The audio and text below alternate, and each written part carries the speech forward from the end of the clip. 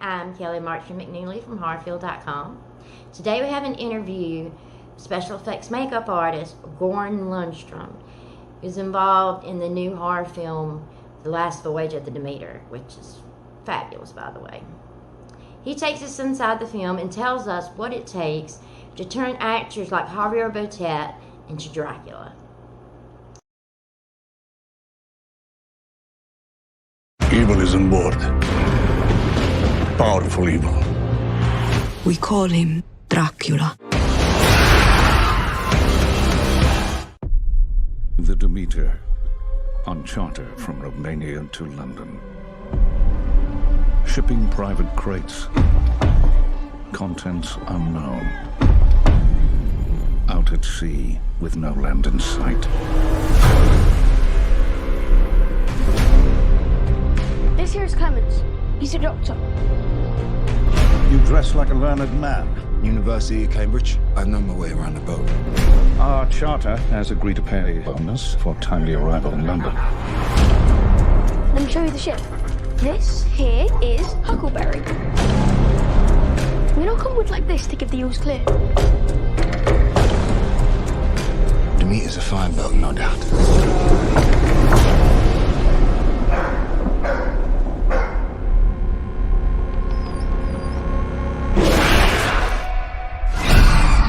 Something ripped apart the animals.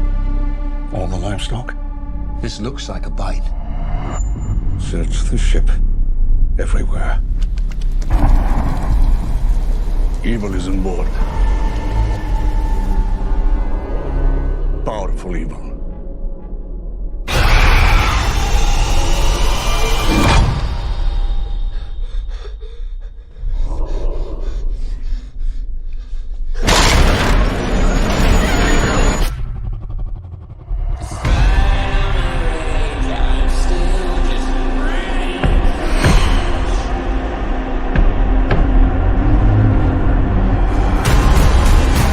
In the night, it drinks our blood. He is here. We call him Dracula.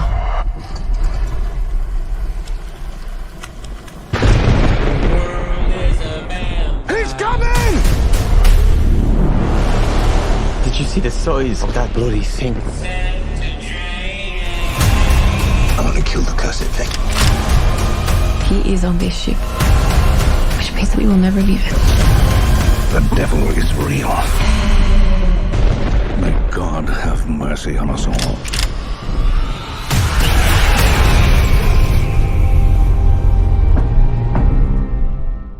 I'm good, thank you. How are you? Good. All right, there you are. Okay, awesome. Well, thanks so much for taking the time to talk with me. No worries. All right. First, tell me how you got into special effects makeup. Ooh, a new question. I've always been good at drawing since I was like, I don't know, 6, 7 years old. So I just tried, when I was a teenager, I tried desperately to find something where I could utilize that, where I could use that talent. And I went through a bunch of different ones in my head, what I wanted to do. And then at a certain point, I ran into like a makeup book of makeup effects. And film has always been a big deal for me, making movies. So I think I also wanted to be in the movie industry as well. And it kind of felt like a good thing to combine, my artistic side and the film interest. Because otherwise, I could have been a filmmaker, but I didn't really, I was more like a craftsman. I wanted to just make stuff. So that's how I got into it. And I was like, I don't know, 16, maybe 15, 16, when I started wanting to learn this. It doesn't mean I actually worked on it, but I think my first paid job was when I was 19, I think. Okay, awesome. What were you doing? Well, I was doing, at that time, it was more makeup, even though I knew I always wanted to be Rick Baker. He did Thriller, he did American Werewolf. He was my hero. He's still my hero.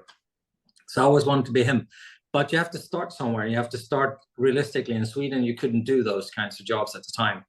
So I started learning makeup, theater makeup, any kind of makeup, just to get more skills, get more knowledge. And then, most of it I'm self-taught, so I kind of like just learn as you go. And then I started working in theater actually for a while, for a few years until I could actually start doing this for a living. So I did this on the side while I was working in the theater. So. Okay, fantastic.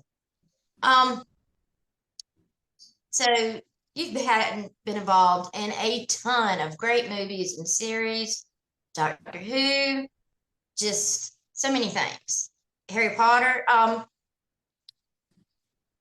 What was it that was really the most difficult in all your previous films up to now? Ooh, I mean, the way I've worked is I've seen myself as wearing two different hats. One is an artist for hire, like working for other people, which is where I've learned more. You know, when you're not responsible for everything and you can actually sit down and just do the work.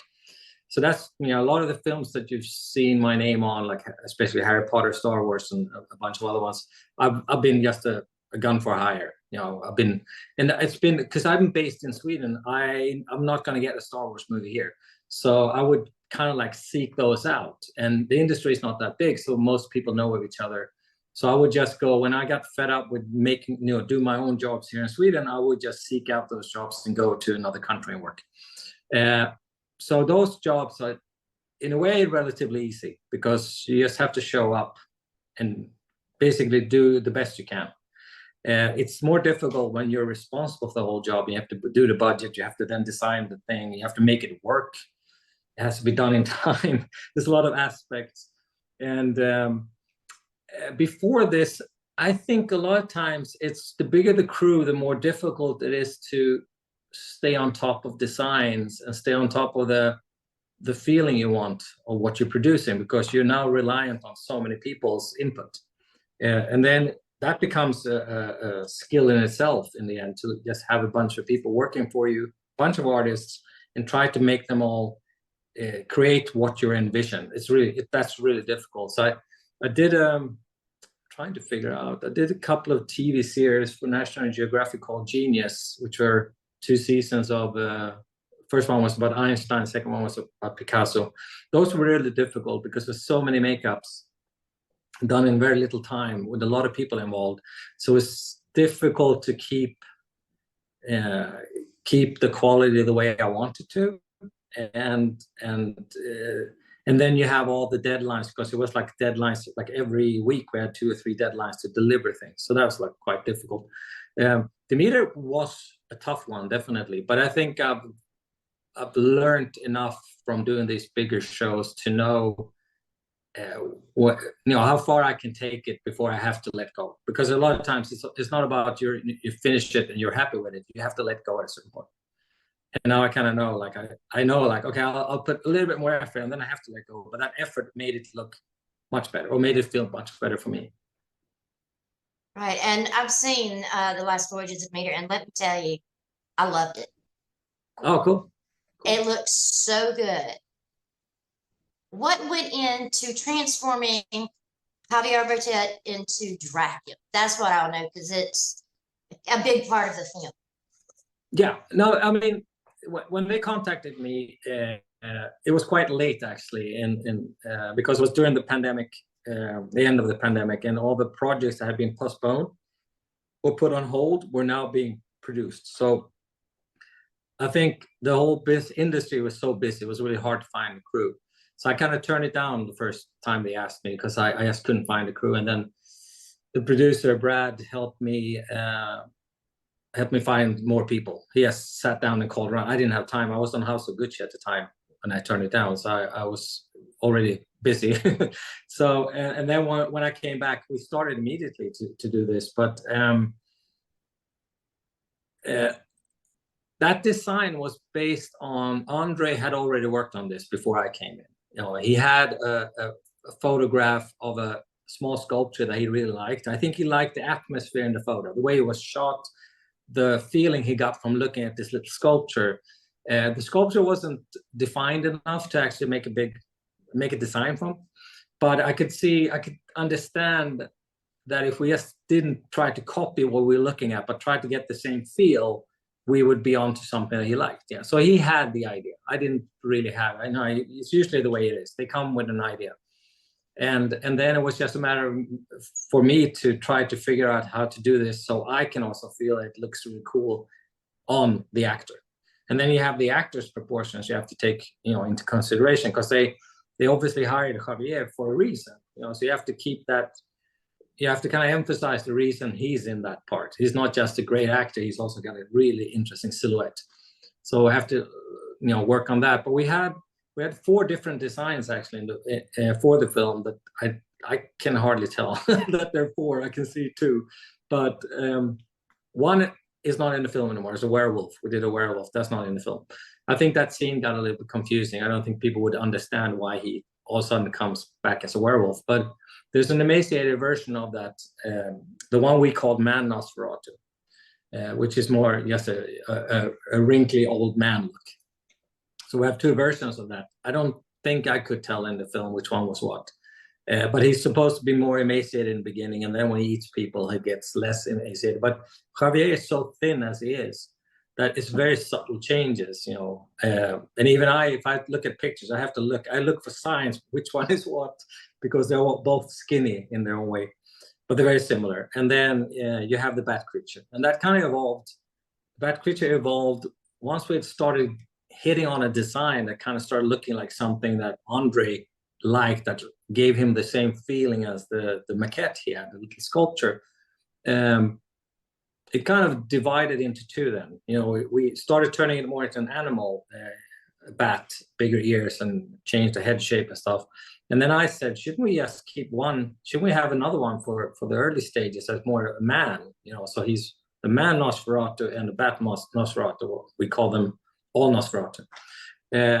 So we did that, and then I figured no one had an idea for what the Man Nosferatu should look like, because they were all kind of we were working on the bat creature. So in the meantime, I figured I'll just stick a little bit of Count Orlok in there, into that kind of concept we have. So it's not really doing a design of him, it's more sticking a little bit of him in a design we already were working on. So it's basically like an old wrinkly skeletal man that I then stuck a little bit of tribute in there. And then we had the bat creature, and the bat creature has a huge smile. And what I was told from the producer was that this was Steven Spielberg who asked for this. So I don't know, it's hearsay, I only heard this. And supposedly that comes from a TV series where this, I have the name somewhere, I just don't remember it, this TV series where this actor had a huge smile on his face, like a permanent smile, like a prosthetic from the 60s, I think. So we kind of incorporated that smile that was asked for. So we stuck a smile. So already we have the eyes that were in his original design. The little sculpture had eyeballs that was almost completely, revealed, no eyelids. So we had that in all the designs. And then they had the smile and the bat creature. And all of a sudden you have something, you stuck 2 things together as kind of out of the norm. And then you have to put some bat features in there as well, on an actor that has an interesting silhouette. So there's a bunch of things that comes together and then creates something different looking. And then I know a lot of times we tend to want to look at something, go, oh, that looks like from that film. We always do this. I do that too. Oh, that reminds me of this movie or this creature. And that will always happen. But I was very, I want to be sure that I didn't steal from the Gary Oldman design, the bat creature for that. So usually I don't take pictures out because I want to avoid being influenced by them. But this time I took it out to look at it, to compare and say, okay, the ears are not the same. The nose is not the same. Everything, I'll try to just make sure that everything is different. I also made sure that what Greg Canham did, who designed the Bram Stoker's Dracula makeups, brilliant makeups, was that all had this kind of like angry eyebrow. That was kind of like his thing. He did Lost Boys as well, like angry eyebrow. That then, Buffy stole everything from Lost Boys. So I wanted to be sure I didn't do that. So I didn't do any angry eyebrow at all. I just made him kind of like a skeletal. They don't really look that mean, the eyebrows. But the whole overall look makes him look scary. But I also feel with the eyes that didn't have an expression in them either, and the eyebrows didn't say anything either, it becomes kind of scarier in a way that you don't know what kind of, he's not becoming this evil person. He just looks scary. And I felt that was like at least something I could add and get away from this kind of Hollywood angry eyebrow thing that's been going on forever. So. Right. Well, he looked great. I mean, just creepy as all get out. So you did something right. And I have to ask because I wondered this when I watched it, and I've always been interested in special effects and makeup. How did you do the bites so well? They look so realistic, like on the When they bite actor. in, yeah, when they bite into the necks, or Yeah. I wasn't really involved in that part. It was another department who did the bites. You know, we had Javier there, so I don't really know how they solved it. You know, if he what he bit into. Sorry, I wasn't on set those times. We did the makeup, and then had other people on set. I didn't really think. Yeah, I didn't really think about that. I just accept certain things sometimes. I don't think about the technical solutions. But no, sorry, I can't answer. Well, what are some of the other makeup looks you did for this film? I did the 4 different. I did everything on Javier. You know, the ones that are on makeup in the film. And so we did 4 different ones. We did an emaciated Nosferatu, the Nosferatu that climbs up the ladder after one of the guys. And then I did a werewolf that was not in the film, and then the bat creature design. And then we had another department, another company who did all the gore, all the victims, basically. They did all that. So. Well, I noticed right off the kind of nod to Nosferatu, which I thought was great. I love the fact that we get this kind of animalistic character and not some suave, handsome, you know, man. We have enough of those. So I was glad to see that ugly side. And it, you know, just Javier is an amazingly talented actor. He is. He's very good. Just, you know, crawling out of that dirt. He's freaky. He's scary. He really was. And was the wings on the bat creature, was that CGI or practical? Yeah, that's all digital. Yeah. All right. Well, I understand that, you know, you have to have that these days. Yeah. But you know, it's the foundation is the most important when it comes to the way a creature looks. Yeah. You know, the whole way it starts and evolves. And I mean, this thing didn't just stand there. He got really physical. Yeah. Does that complicate the process more? I mean, not really. I think the way they approached this story, I thought it was interesting that they turned him more into a monster than just the vampire that we know. And I thought that was kind of the vampire part is obviously part of it, but it's not the major part. You know, he killed people different ways, and I thought that was interesting. Also, the fact that he fed on people in a way that he starts off being starved, and then he kind of gradually gets healthier. You know, in the end, he becomes Dracula. And I think that was really interesting as well. I think that whole thing, it was a nice take on the whole story. It definitely was.